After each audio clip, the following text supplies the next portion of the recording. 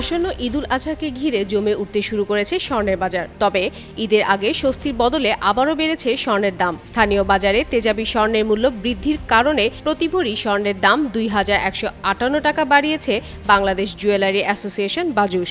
সোমবার সকাল ১০টা থেকে নতুন এই দাম কার্যকর হয়েছে।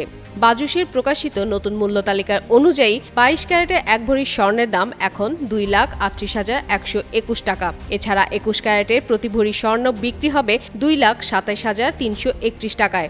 রাঁধুনি মেজবানি মাংস মশলা থাকলে আসল মেজবানি রান্না কোনো ব্যাপারই না।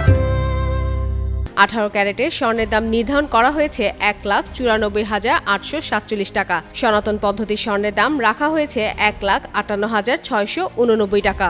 সংস্থাটি জানিয়েছে, স্থানীয় বাজারে তেজাবি স্বর্ণের মূল্য বৃদ্ধি পাওয়ায় সার্বিক পরিস্থিতি বিবেচনায় নতুন এই মূল্য নির্ধারণ করা হয়েছে।